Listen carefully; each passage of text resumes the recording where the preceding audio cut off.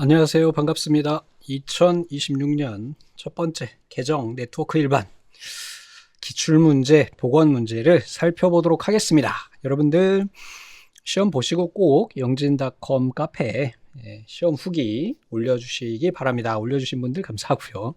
다음에 이제 시험 보실 분들이 본 영상을 보실 거기 때문에 아마 소정의 선물도 있는 것으로 알고 있으니까 많은 복원 부탁드립니다. 문제 지문을 다 외우지 않으시고요.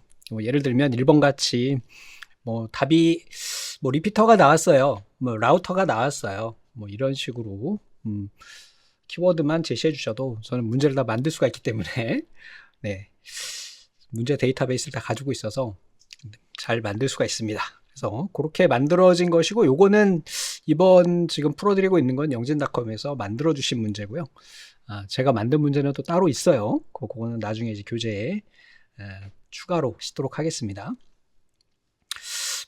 네트워크 일반은 보니까 과거 기출문제랑 거의 흡사하게 출제가 돼서 거의 다 맞으셨을 것 같아요. 그래서 한번 쭉 살펴보도록 하겠습니다. 자, 다음 중 네트워크 및 통신과 관련된 기능 용어가 아닌 것은 그랬어요.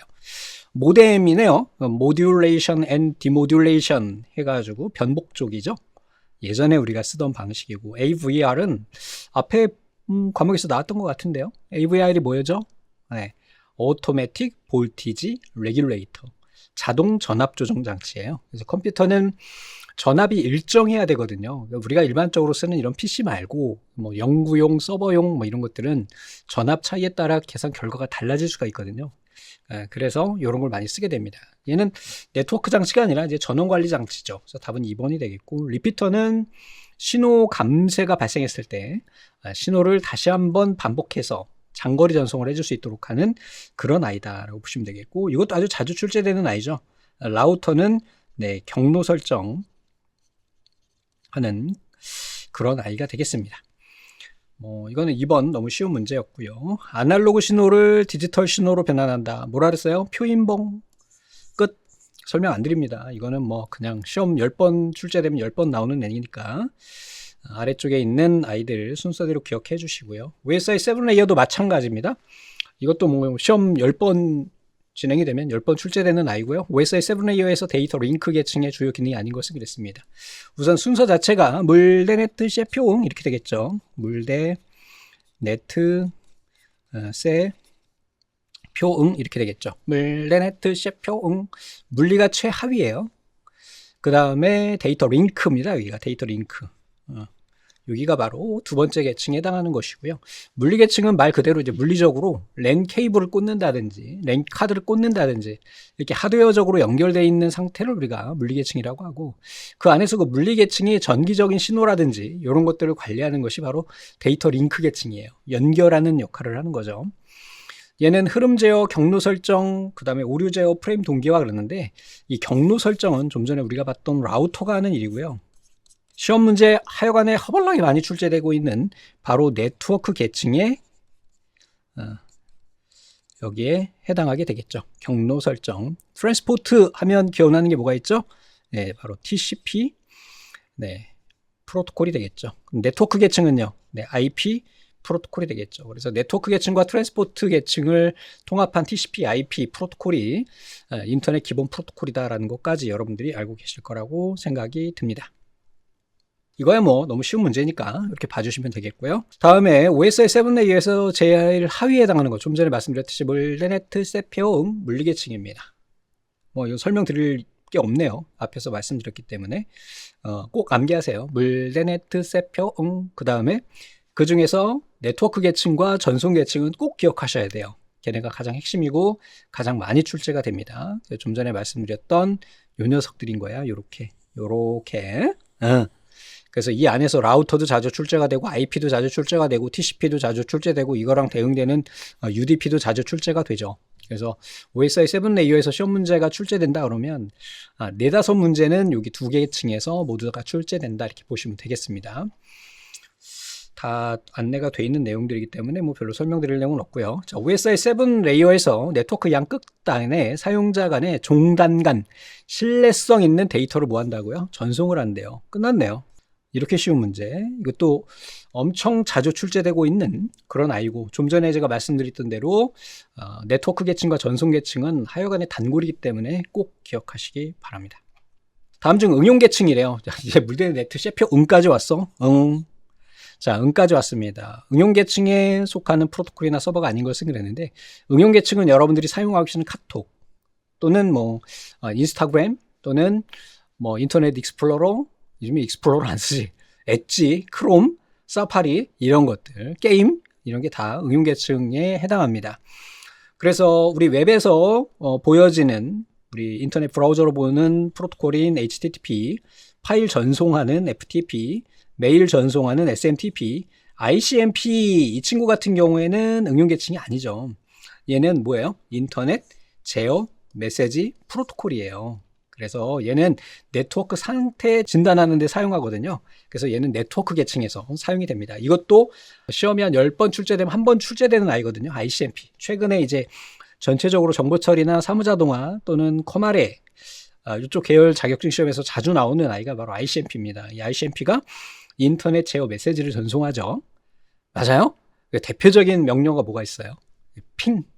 그지? 그래서 핑을 이용을 한 핑 프로딩, 그 공격 기법이나 이런 것과 다 연계돼서 살펴봐 주시면 좋겠습니다. HTTP, FTP, SMTP, ICMP 각각 하나씩 모두 다 시험 문제에 자주 출제됐던 아이들입니다. 이거 봐주시면 되겠고요. 이것도 뭐 시험 10번 보면 10번 다 출제되는 양방향 통신은 가능하나 한쪽 데이터 송신할 때는 송신에 동시에 수신이 불가능한 통신 방식은 그랬어요. 얘는 뭘까요? 양방향 모두 다 가능하대요. 양쪽으로 모두 갈 수 있는데 한쪽 데이터를 보낼 때는 이쪽으로 오지 못한대. 반대로 못 온대. 뭐예요? 네, 반이중이 되겠죠. 반이중. 그래서 외나무 다리 생각하시면 됩니다. 단방향은 한쪽으로만 갈 수 있는 일방통행이 되겠고요. 반이중은 외나무 다리. 그 다음에 전이중 같은 경우는 2차선 도로입니다. 다중통신, 멀티플렉스는 여기하고 전혀 관련 없는 그런 아이가 되겠죠. 다중통신은 뭐예요? 멀티플렉스는 다수의 단말 장치를 하나의 회선에 신호를 전송하기 위해서 이 멀티플렉서를 이용을 해가지고 신호를 쪼개서 보내게 되는 그런 방식이 되겠죠. 아주 자주 나오는 아이고, IP 버전 6도 시험 문제 10번 출제되면 5번 이상 출제되는 아이입니다. 그래서 IP 버전 6, 이거 너무 자주 출제되죠. 128비트죠. 맞아요? 네. 유니캐스트, 멀티캐스트, 애니캐스트 방식 됩니다. 요거 고르는 문제도 몇 번 출제된 적 있어요. 다음 중 IP 버전 6 체계에서 전송 방식이 아닌 것은 이렇게 나왔었죠. 그래서 유니캐스트, 멀티캐스트, 애니캐스트 아닌 다른 뭐 블록캐스트 뭐 이런 것들이 이제 답이 되는 그런 형태가 되겠고, IP 버전 4에 비해서 보안 확장성이 매우 뛰어나죠. 256비트의 주소 체계를 사용하는 게 아니라 이게 있잖아요. 맞습니까? 그래서 어떻게 되는 거예요? 16비트 8블럭으로 우리가 씁니다. 그래서 곱해서 16진수로 표현이 되고, 얘는 이렇게 표현이 된다. 곱하면 128이 나오겠죠. 다음에 데이터 통신 시 다항식 코드를 이용을 해서, 다항식 코드 이것도 몇 번 출제된 적 있어요. 10번? 10번도 그렇고 15번 한번 시험이 진행이 되면 한 번 정도 출제되는 아이인데, 우선 페리티 체크하고 해밍 코드, 체크섬, CRC 모두 다 오류를 검출하는 기능을 가지고 있어요. 그 중에 오류 검출 및 수정까지 가능한 애는 바로 해밍 코드가 되는 거고, 이 페리티 코드는 데이터를 전송할 때 마지막에 페리티 비트라고 하는 애를 전송하죠. 지금은 이게 간단하게 찾지만 사무자동화 산업기사 수준에서는 페리티 검사했을 때 페리티 비트를 재워주고 잘못된 비트를 찾는 것까지도 알고 계셔야 돼요. 이거는 이제 과거 기출문제 있으니까 뭐 봐주시면 좋겠네요. 그래서 뭐 중간에 말씀드려서 그렇지만 과거에 뭐 개정 전에 기출문제 있잖아요. 네 번째 과목은 거의 100% 똑같이 출제됐기 때문에 그대로 봐주시면 될 것 같아요.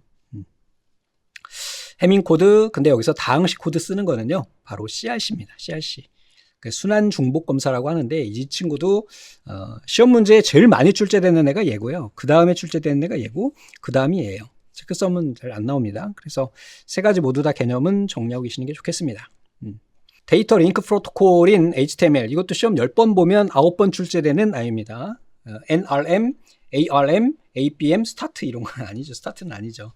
그래서 밑에 보시면은 표준 응답, 노멀 리스폰스 모드, 비동기 어싱크로너스 리스폰스, 그 다음에 비동기 균형, 뭐예요? 어싱크로너스 밸런스, 이렇게 세 가지 방식으로 나눠지고요. 요게 이제 보기가 STL로 안 나오고 아마 ARM이 나왔으니까 NBM 뭐 이렇게 해서 보기가 나왔었을 거예요. 실제 기출문제 과거에는. 그래서 이거 꼭 기억하십시오. 이것도 자주 나오는 아이예요.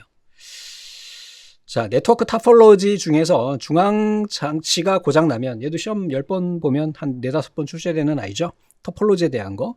중앙 장치가 고장 나면은 모든 게 안 되는 게 바로 스타형이 되겠죠. 중앙 집중식. 이러한 형태가 되는 거겠고, 얘가 고장 나면 통신이 안 되니까. 그래서 성형 이렇게 되겠습니다.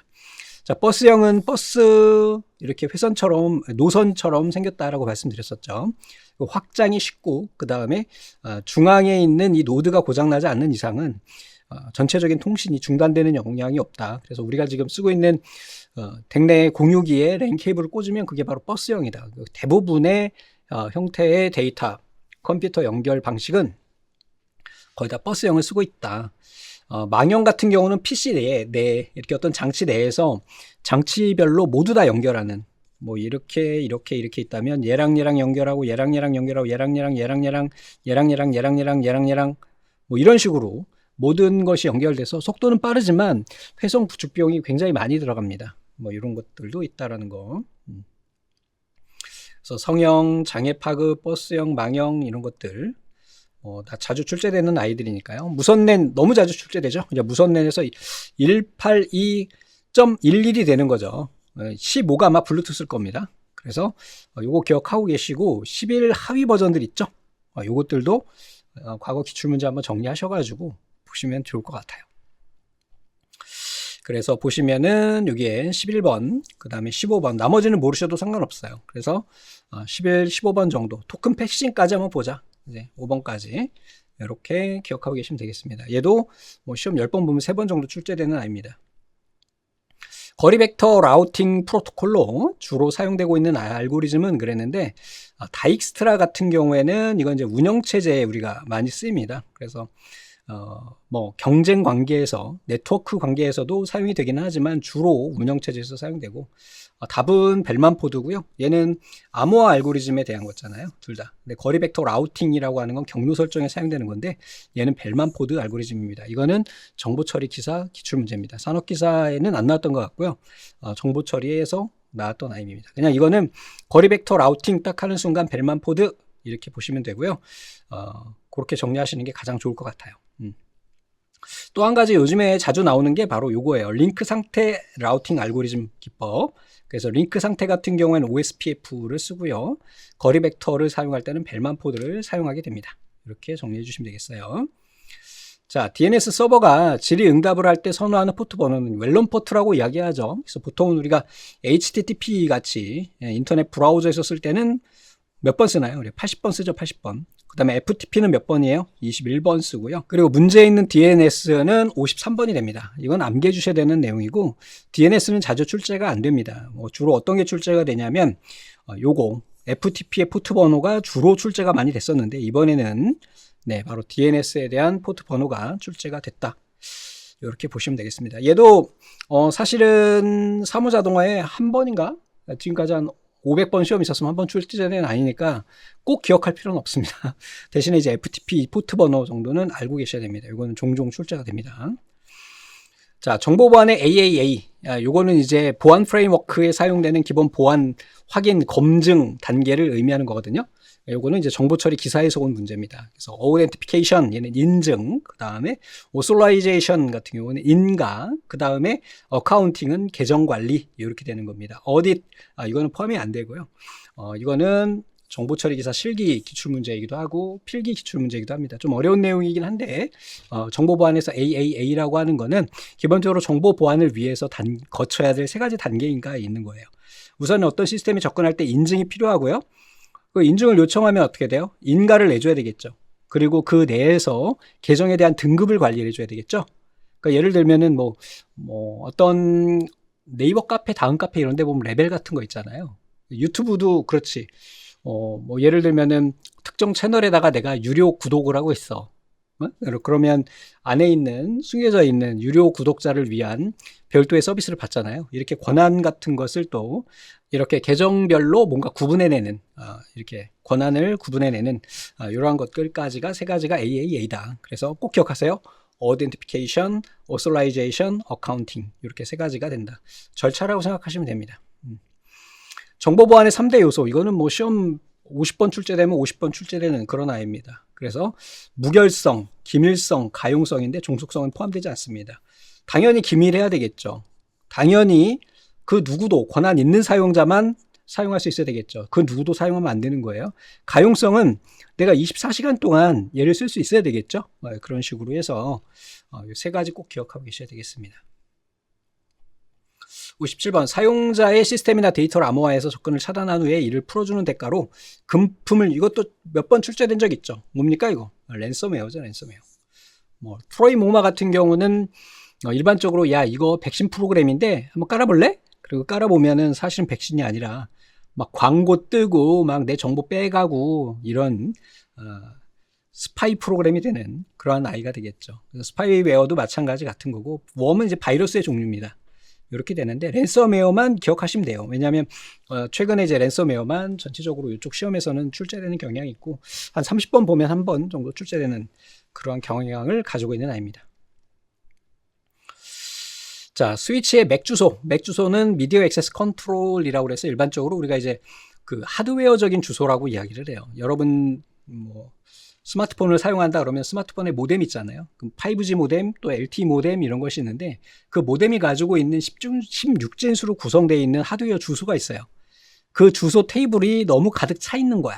그러니까 결국은 이 스위치라고 하는 게 뭐냐면은 허브거든요. 여러분 댁내에 있는 공유기야. 근데 그 안에다가 이 스위치의 맥 주소 테이블이 가득 채워져 있다는 거는 이 공유기가 허용할 수 있는 장치 대수를 초과해서 연결이 된 거예요. 그래서 모든 포트로 모두 다 전송을 하는 거야. 한 번에 몰려서. 이걸 뭐라고 이야기하냐면 바로 이 스위치 허브죠. 스위치 허브. 이 스위치에 공격을 가하는 스위치 제밍이라고 이야기를 합니다. 피싱은 너무 많이 들어보셨죠? 스니핑 같은 경우 뭔가요? 스니프가 강아지가 맛있는 고기를 뭐 이렇게 주워 먹으려고 킁킁킁킁 하잖아요. 이것처럼 네트워크상에서 어떤 프로그램이 야 이거 좋은 정보가 없나 하고 계속 돌아다니는 거야. 그러다가 그 중에 좀 괜찮은 게 있으면 탁 탈취합니다. 아 이거 아이디 비밀번호네? 아 이거 주민번호네? 그러면 탁 탈취하는 이게 바로 스니핑이고요. 스푸핑은 바로 요즘에 우리가 한참 이야기하고 있는 뭐 보이스피싱 같은 이런 사기, 속임 이런 것을 우리 스푸핑이라고 이야기합니다. 스위치 제밍은 바로 스위치 허브를 공격해가지고 그 스위치 허브를 사용할 수 없을 정도의 오버플로우 시켜서 다른 접속자가 접속할 수 없도록 막는 겁니다. 이 공유기가 여러분들 댁내만 있는 게 아니라 뭐 구글 서버에도 있고 다 있거든요. 스위치라고 해서 뭐 L4 스위치에서 로드 밸런싱도 가능하고 한데 그 스위치가 망가지면 서버에 접근할 수가 없어요. 그러면 그 서버가 죽었다고 인식을 하고 더 이상 접근이 안 되겠죠. 자, 기존의 전력망에 IT 기술을 합쳐서 전력 효율을 최적화하는 전력망은 이게 스마트 그리드라고 합니다. 그러면 이것도 정보 처리 기사 기출 문제인데 이 스마트 그리드는 뭐냐면 이 전력망이 있잖아요. 우리가 이제 경기도 쪽만 해도 발전소가 몇 군데 있는 걸로 알고 있어요. 이 안산 시흥 쪽에도 있고 저쪽에도 있고 그리고 저기 뭐 원자력 발전소도 있고 당진 발전소도 있고 그렇잖아요. 전국에 있는 이런 발전소들을 연결을 합니다. 근데 잘 아시겠지만 우리나라의 대부분의 인구는 약 반수 이상이 어디에 사나요? 경기도 이쪽에 살고 있죠. 그런데 발전소는요. 저 지방에 많잖아. 그러면 지방 사람들은 전기를 넉넉하게 쓸 수 있어요. 하지만 서울 사람들은 그러지 못해. 그때 만약에 서울 쪽에 전기가 부족하다. 근데 이쪽에는 뭐 인구가 적어. 그러니까 그때는 어떻게 해요? 여기 잉여 전력을 이렇게 스마트하게 끌어올 수 있도록 하는 그러한 네트워크망이 구성이 되어 있습니다. 이걸 바로 스마트 그리드라고 그래요. 이게 최근에 이제 빅데이터나 AI 때문에 이 전력 수요에 대한 그런 이슈가 굉장히 많은데 바로 이런 스마트 그리드를 이용해서 걔네를 극복하고 있다. 이렇게 보시면 되겠습니다. 근데 이걸로도 안 된다 그러더라고요. 네트워크의 브릿지나 L2 스위치 그랬는데 이 스위치가 바로 허브거든요. 근데 이 스위치가 종류가 L1, L2, L3, L4, L5, L7까지 있어요. 뭐예요? 계층이 7개죠? 바로 OSI 7 레이어의 각 층에까지 그 기능을 제공하는 것이고, 일반적으로 우리는 시험에서는 L4 스위치까지만 봅니다. L4 스위치면 어떻게 될까? 여기다 한번 써보자 이거지. 물, 대, 네, 트. 됐어요? 그래서 바로 L4는 어디에? 트랜스포트 계층, L2는 데이터 링크 계층에 이렇게 연결이 되는 겁니다. 자, 그러면 L2인 데이터 링크 계층에서 할 수 있는 것들이 뭐냐라는 걸 물어보는 것과 같은 거예요. 그래서 여기에서는 해당하지 않는 것은 그랬는데, 우선 여기에서 어드레스 러닝, 포워드 필터링, 플러딩, 라우팅 이렇게 돼 있는데, 뭐예요 지금? 이 라우팅은 어디서 하는 거야? 네, 바로 L3에서 합니다. L4는요, 여기에는 전송이잖아요. 그래서 얘는 로드 밸런싱을 합니다. 로드 밸런싱이 뭐야? 이것도 자주 출제되는데, 로드 밸런싱 기능을 가지고 있는 게 L4예요. 예를 들어서 내가 서버를 운영 중이에요. 근데 처음에는 하나만 서버를 썼어. 사용자가 1000명밖에 안 돼가지고. 근데 갑자기 사용자가 늘어서 10,000명이 늘은 거야. 그래서 서버를 늘렸어요. 그럼 서버가 뭐 한 10대가 이렇게 서버 호스팅을 받아가지고 4개라고 하자 이렇게 받았단 말이야. 그러면 예전에는 한 대만 썼으니까 괜찮은데, 외부에서 오는 사용자들을 골고루 분배해서 각 어떤 특정 서버에 부담이 가지 않도록 데이터 전송에 대한 양을 관리해 주는 게 이제 바로 L4 스위치가 됩니다. 근데 여기에서는 L2니까 바로 데이터 링크, 바로 여기 나오는 주소나 전달 및 필터링, 플러딩 이런 것들을 여기서 관리를 하고, 실제 경로 설정이나 이런 것들은 바로 L4에서 사용한다. 이렇게 기억하고 계시면 되겠습니다. 그래서 여기까지 봤는데, 전체적으로 봤을 때 보면 한 3-4문제 정도 빼고는 다 과거 기출문제가 그대로 출제가 됐다 이렇게 보시면 되겠고, 여러분들 교재에 실려있는 예상문제가 과거 기출문제입니다. 최신 기출문제 그대로 넣었어. 네트워크 일반은 정보통신 일반 그대로 갖다 넣기 때문에 그 부분을 살펴보시면 되겠습니다. 1과목도 마찬가지인 것 같고, 2과목도 반수는 기존 기출문제에서 출제가 되고, 반수는 정보처리 기사나 정보처리 산업기사에서 출제가 되고, 뭐 새로운 문제 한두 문제 정도만 보이고 나머지는 다 이 관련 계통에서만 시험이 출제가 되고 있으니까 그런 방향으로 공부해 주시면 되겠습니다. 자, 교재에 있는 내용들 중에 여러분들이 문제만 푸시는데, 문제만 푸시면 안 되고요. 이론서 보시면 다 나와 있습니다. 내용이.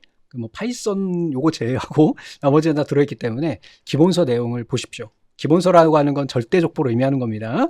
그래서 기본서 그 이론서에 있는 이론 내용도 꼭 다 해독하셔가지고 거기서 빠뜨리는 일이 없도록 해주시면 될 것 같습니다. 자, 긴 시간 고생 많으셨고요. 다음번 시험 보실 때 좋은 결과 있으시길 기원합니다. 감사합니다.